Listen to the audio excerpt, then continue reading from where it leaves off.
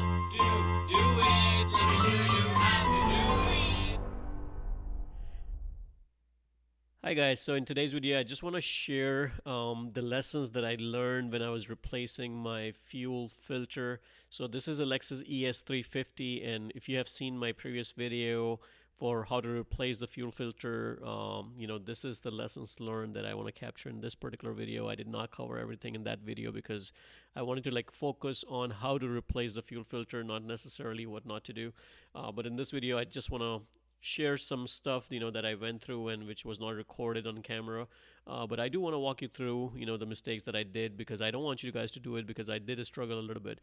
So I was lucky here that I did not break the connector, and in this section right there, when we are replacing the fuel line after the connector, this yellow thing that I'm pointing towards right now, you have to be very, very, very extra careful, because when I was removing it at this stage, I did not break it or did not lose it. But further in the video, I did make a mistake where I got distracted by my son, and that little tiny piece went inside the grooves. And excuse me. And believe it or not, it was very hard for me to get it. Very hard for me. I mean, I had to struggle for at least an hour. I had to get a camera, the snake camera. I had to put it inside and try to look for it, and it was not easy. The only way I was able to get it was through a straw, and that straw I kind of stuck the gooey stuff, that you see around that ring, and that was the only way. That's the only thing I was able to find out. I in fact did try using like a tape, like a double-sided tape, and try to capture it with it, but it did not work. Now, keep in mind, there's a lot of dust inside, so even if you're trying to stick something to it, once you stick anything inside, all the dust is getting stuck on that gooey stuff. But, after struggling and putting my camera and kind of aiming it perfectly right, I was able to stick that yellow thing, plastic thing, onto that gooey stuff, and I was able to pull it out. Anyways, that was just one thing. So let's talk about what other challenges that I faced. The next one that I really faced was trying to open these bolts that I'm opening right now using a Phillips head, and I tried unscrewing it with the Phillips, and it did not work. I mean, I even put a thing on my drill, and as soon as I tried to open it, it broke the tip. And it was a really expensive tip. I didn't expect it to break, but it's just in so hard that it broke. There's no way that you can remove it using a drill or using a Phillips head, a screwdriver by hand. You have to use the nut driver. I think it's 5/16. So make sure you don't try to unscrew it using a Phillips, because you're gonna either break it or you're gonna break the thread. So don't try to do that. Highly recommend you disconnect the battery of your car. A lot of folks don't do that, but again, you're playing here with the fuel, so you definitely don't want to expose yourself to any kind of risk. So I did disconnect that. When you're taking the fuel out, one of the things I'm going to tell you is make sure your car is drained down to the bare minimum fuel. I was driving my car. I mean, this is not the lessons that I learned, but I drove my car a lot, even after the gas light was on, and I kept driving it because there's a lot of reserve fuel in there. So it's completely fine, completely okay for you guys to keep driving it. You just don't want to get stranded. In fact, I had a gas can in my trunk, just in case if I run out of fuel, I can pour some a little bit and make it home. So I was just driving it locally, close to the home. So I was able to get the gas to bare minimum, so kind of prevented me from spilling and things like that. In fact, I hardly had any mess, as you can see in the previous video.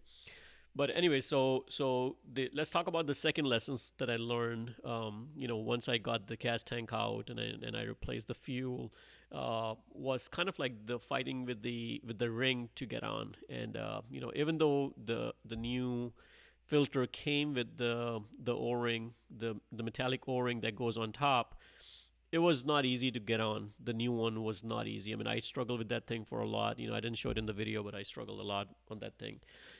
either you have to have the proper tool to press it in.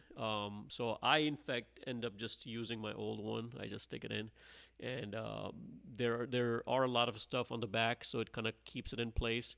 So again, I just end up using the old one. I don't think it's gonna come out because it was pretty sturdy. The second thing I'm going to tell you is, guys, use a good quality filter. I mean, I use the Denso one. Highly recommend use that. There's so many out there that they sell on Amazon, for like $5 or whatever. Don't buy those. Please don't. You're doing this job and you want the car to last. So use a good quality one. Denso make good stuff, and that's the one I selected, and either get the OEM or just buy the Denso one. I'm going to leave a link in the description below. So don't get cheap when it comes to filter, I mean, because you're doing a lot of this job. There are filters that are made of paper and stuff, and that thing will dissolve and get mixed up into your fuel and get into your fuel injectors. You definitely don't want any of that. So one more thing, definitely use some carburetor cleaner and clean the fuel pump from inside. Don't use any other cleaner. Don't use the brake parts cleaner. Those things are really bad. It can cause damage, but you only want to use the carburetor cleaner. So that's one thing I used. Now, very important thing that I did, the biggest mistake I made when I was replacing this was when I was ready to put everything back on. That's when I made the biggest mistake. And the mistake that I made was I start putting the pump inside the entire assembly that I took out. I installed it inside, and when I installed it, there is a black retainer ring that you can see on the left hand side that is just sitting over there. I installed the pump, and I completely forgot to put the ring on top. And what this ring does is basically holding that entire fuel pump on top, and it's kind of like holding it together. So what I did was I put the pump in and I started putting the screws in without even realizing that I need to put the ring back on. And even though I touched the ring and I totally forgot, I don't know what happened there, but I connected the fuel line, and here's the yellow pin basically that is just like a locking pin.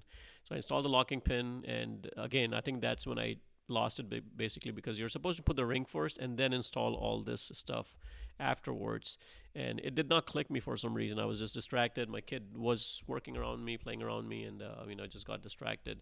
So I installed the fuel line, and then I installed the electrical connector, and I just totally forgot. And here you can see I'm starting to put the screws in without even putting the retainer ring back.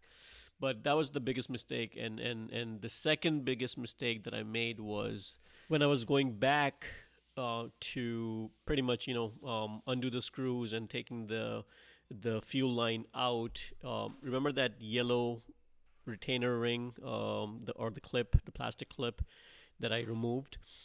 That clipped, I got distracted while I was removing it, and it slipped out and went inside the entire ring, and I could not find it. And without that clip, you cannot turn the car on. There's a lot of fuel pressure on that black fuel hole or the fuel hose, and if you don't have that clip on there properly, guys, you're not gonna pretty much be able to drive the car. You have to have that. So it took me a long time, a very long time I had to get a snake camera. I had to sneak my camera inside that hole and try to find that clip first. Luckily it was yellow, so it was more bright and easier for me to locate.